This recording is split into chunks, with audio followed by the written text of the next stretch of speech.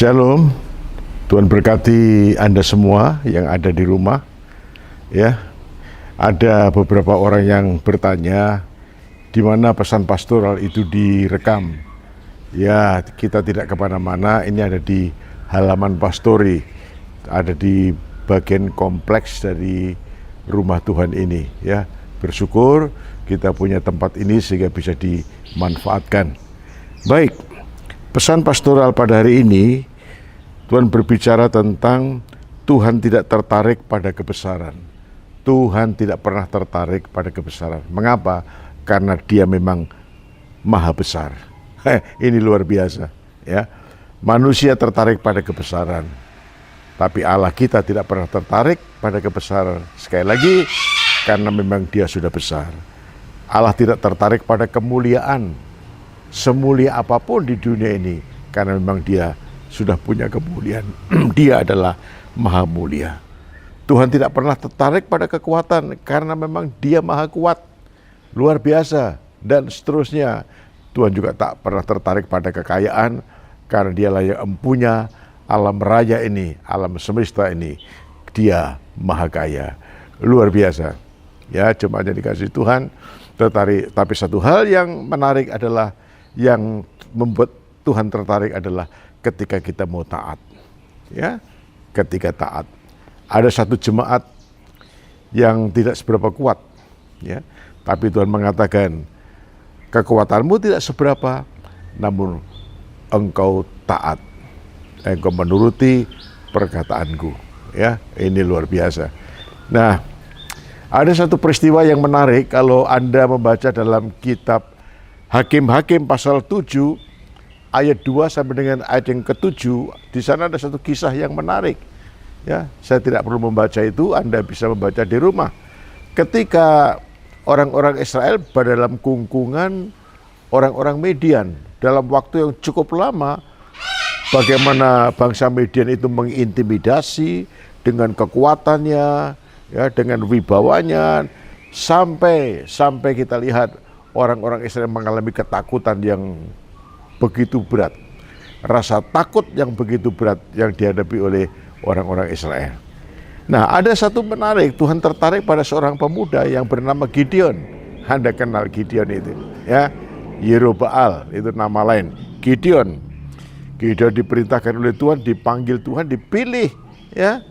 Dipilih untuk membebaskan bangsa Yahudi dari intimidasi, dari cengkeraman dari orang-orang Median.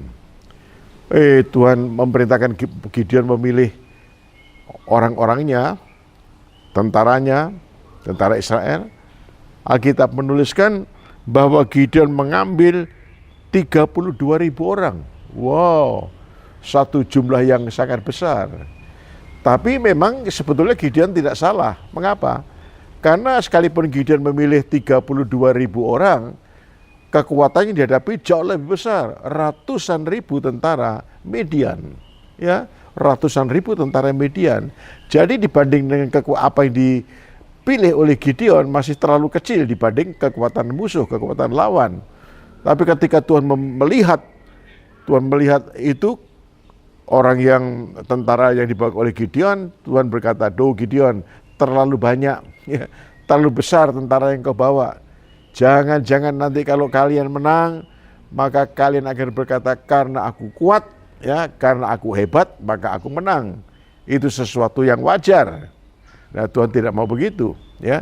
Akhirnya setelah diseleksi, maka pulang 10.000 orang, tinggal 10.000 orang, ya. Berarti pulang 22.000, mundur 22.000 orang. Jadi tinggal 10.000, ya, 20.000 tentara mundur, tinggal 10.000 tentara. Tuhan mengatakan, Gideon masih terlalu besar juga.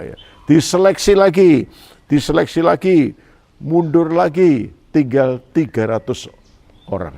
Bukan 300.000 ya, 300 orang. Tapi justru dengan 300 orang ini, Tuhan bilang, kamu akan mengalahkan bangsa Median. Barangkali Gideon juga merasa grogi juga, ya, merasa juga agak ragu-ragu bagaimana menghadapi kekuatan besar seperti bangsa Median ini dengan kekuatan yang kecil, hanya 300 orang saja. Tapi itulah Tuhan, ya. Nah, seringkali kita juga begitu, ya. Tuhan mau supaya kita betul-betul mengandalkan Dia, belajar untuk taat kepada Dia dalam segala sesuatu. Sekalipun yang kita hadapi masalah-masalah yang besar, ya. Anda punya proyek yang besar, Anda punya mimpi yang besar, Anda punya cita-cita yang besar, ya, punya visi yang besar, baik dalam pelayananmu, dalam usahamu, dalam pekerjaanmu, ya itu tidak salah, ya. Nah, seringkali kalau kita melihat betapa besarnya visi yang ada pada kita dan betapa kecilnya kekuatan kita, kadang-kadang kita agak grogi, ya. Bukan hanya grogi, kita takut untuk melakukannya. Tapi Tuhan mau begitu, ya. Tuhan mau kita belajar taat, kita bergantung sepenuhnya kepada Dia, beriman kepadanya, beriman pada kekuatannya, beriman pada kuasanya, beriman pada otoritasnya, ya, beriman akan penyertaannya. Nah, menarik sekali, mari kita lihat dalam Mazmur pasal 33 ayat 17. Ya, Mazmur 33 ayat 17 kita akan membaca, kuda adalah harapan sia-sia untuk mencapai kemenangan yang sekalipun besar ketangkasannya tidak dapat memberi keluputan. Saya ulang, kuda adalah harapan sia-sia untuk mencapai kemenangan yang sekalipun besar ketangkasannya tidak dapat memberi keluputan. Waduh, ya. Semua diukur dengan kekuatan kuda, mobil dengan kekuatan kuda, ya, kendaraan dengan kekuatan kuda, daya kudanya itu loh, ya. Kuda itu berbicara tentang kekuatan. Ya, kita tahu memang kuda bicara kekuatan. Tapi Alkitab mengajar sebuah kebenaran kepada kita, kepada Anda dan kepada saya. Kita umat Tuhan yang menghadapi berbagai problem dalam hidup ini. Masalah-masalah kita begitu besar, tantangan yang kita hadapi sangat besar, dan mungkin kita mengatakan kita tak mampu, aku tak mampu untuk menghadapinya. Ya, Tuhan bilang kuda adalah merupakan harapan yang sia-sia, yang tidak bisa memberi kemenangan. Kemenangan bukan ditentukan pada berapa besar kekuatan kita, kekuatan modal kita, kekuatan intelek kita, kekuatan teknologi kita, tapi kemenangan ditentukan pada anugerah, berkat dan pertolongan Tuhan. Wah, luar biasa jemaat yang dikasihi Tuhan. Saya tahu Anda juga sadar dan mengerti bahwa pandemi ini memberikan satu dampak negatif bagi seluruh kehidupan, ya, ekonomi, usaha, pekerjaan, pelayanan kita juga. Gereja-gereja menghadapi tantangan yang besar, menghadapi situasi, menghadapi pandemi ini atau pasca pandemi ini. Tapi kita yakin kita tetap bergantung pada anugerah Tuhan, ya. Sebab itu mohonlah anugerah kekuatan dari Tuhan. Kita belajar rendah hati, belajar untuk menggantungkan harapan kita, menggantungkan iman kita bukan kepada yang lain, bukan pada modal, bukan pada kemampuan, atau bukan pada siapapun, ya. Nah, tapi bergantung pada anugerah dan kekuatan yang datang dari Tuhan, ya. Nah, Alkitab juga mengatakan, mengajarkan sebuah kebenaran, terkutuklah orang yang berharap kepada para bangsawan, tapi berkatlah orang yang bergantung dan berharap kepada Tuhan. Dan luar biasa, dengan 300 orang, hanya 300 orang, ya. Alhasil kita menemukan bahwa bagaimana Gideon itu dengan kekuatan yang kecil, dalam tanda kutip 300 orang, membunuh 120.000 tentara Midian. Kan nggak masuk akal, ya. Nggak berapa dipikir dengan nalar kita, nggak bisa penalaran kita. Tuhan begitu ajaib, ya. Maka seringkali saya mengatakan, janganlah mencoba untuk menempatkan Tuhan yang tak terbatas itu pada kotak sempit pikiran kita. Pikiran kita yang terbatas, cara kita yang terbatas, dalam semua keterbatasan kita. Izinkan Tuhan berkarya menurut caranya sendiri, menurut hikmatnya sendiri, menurut kemampuannya sendiri, kemampuannya tak terbatas. Apapun yang Anda hadapi, persaingan dalam dunia bisnis, dalam pelayanan, ya, masalah-masalah dalam keluarga, begitu rumitnya, ya. Saya lagi mendoakan satu keluarga. Dan hubungan suami istri mengalami keretakan. Rasanya orang mengatakan bahwa kalau lihat situasinya bahwa yang paling tepat adalah sebuah perceraian. Tapi saya nelpon dia bahwa perceraian bukan kehendak Tuhan. Ya. Si wanitanya mengatakan kalau nggak cerai susah akibatnya. Ya, dia mengalami perlakuan kejam dari suaminya, anak-anak juga mengalami perlakuan kejam, KDRT, kekerasan dalam keluarga, ya, terhadap istri, terhadap anak-anak. Namun saya mengatakan kepada istri melalui telepon bahwa Allah kita ajaib. Dia lebih besar, dia lebih kuat dari suamimu, ya. Nah, kalau suamimu seperti hari ini, dia cerita si istri ini, karena dia bergaul dengan orang-orang India, ya. Orang-orang India di sana di Amerika, bergaul dengan orang India dan orang India yang banyak menyembah okultisme. Yang ditonton selalu film-film yang berbicara sadisme, kekerasan. Itu senangan tontonannya dia. Dan latar belakang suaminya ini adalah keluarga yang betul-betul sadis. Nah inilah, jadi rupa-rupanya ini terinspirasi, ya, terkontaminasi, tercemar oleh pikiran-pikiran yang jahat melalui tontonan yang dia tonton, melalui pergaulannya, melalui keluarga dan seterusnya. Saya mengatakan itu harus dipatahkan di dalam nama Yesus. Kamu jangan bercerai, jangan mikir bercerai. Pikir bahwa Tuhan yang kita sembah, yang kita percaya, dia lebih besar dari kekuatan suamimu. Ya, nah kami mulai mendoakan keluarga ini dan tolong jemaat ikut mendoakan ya. Saya tidak perlu sebut namanya. Ya. Nah, jemaatnya dikasih Tuhan.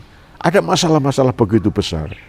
Bagaikan gunung yang berdiri kokoh di hadapan kita. Rasanya begitu sulitnya untuk memindahkan gunung ini, untuk bisa meratakan gunung ini. Masalah-masalah begitu berat, ekonomi, pekerjaan, pelayanan. Namun yakinlah, Tuhan yang kita sembah, dia lebih berkuasa dari semua kekuatan di dunia ini. Ya, nah, sebab itu Tuhan tidak pernah tertarik pada kekuatan. Ya, karena memang dia kuat.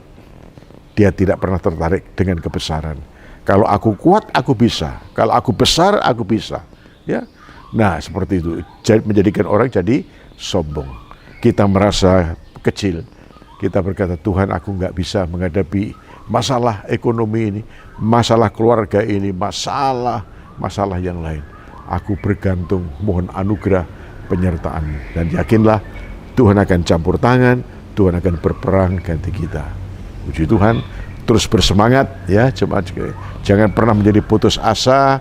Mari kita belajar melihat Tuhan yang kita sembah di dalam Kristus itu lebih besar dari semua yang ada.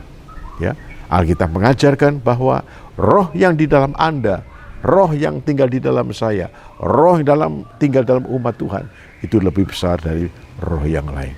Ya, bersama dengan Tuhan kita mampu, bersama dengan Tuhan kita sanggup mengalahkan masalah-masalah, tantangan-tantangan, hambatan-hambatan yang menghambat kita. Ya, Tuhan memberkati Anda, memberkati kita semua. Ayo kita berdoa. Bapa di sorga, kami sungguh bersyukur untuk firman-Mu pada hari ini, bahwa sesungguhnya Engkau adalah Allah yang maha besar. Sebab itu Engkau tidak pernah tertarik pada kebesaran. Engkau Allah yang maha mulia yang kami sembah. Engkau tak pernah tertarik pada kemuliaan duniawi. Engkau tak pernah tertarik pada kekuatan, kekuasaan, kekayaan duniawi. Karena memang Engkau kaya, Engkau maha kuasa, dan Engkau maha segala-galanya. Bapa di surga, kami mau belajar mengandalkan Engkau dalam segala sesuatu. Kami tahu peperangan kami memang berat, masalah-masalah yang kami hadapi hari-hari ini memang berat, baik di dalam pelayanan, dalam pekerjaan, dalam tugas sehari. Namun melalui pesan pastoral, melalui firman-Mu yang kami dengar hari ini, kami boleh melihat dan mempercayai Engkau di atas segala-galanya. Engkau di atas segala gunung-gunung masalah kami. Engkau di atas semua kesulitan-kesulitan kami. Dan bersama dengan Tuhan, maka kami dimampukan untuk melakukan pekerjaan-pekerjaan besar. Berkatilah seluruh umat Tuhan, mulai dari anak-anak, orang-orang muda, dan orang-orang tua, semua dalam anugerah pertolongan Tuhan. Dalam nama Tuhan Yesus. Amin. Tuhan memberkati. Sukses. Immanuel.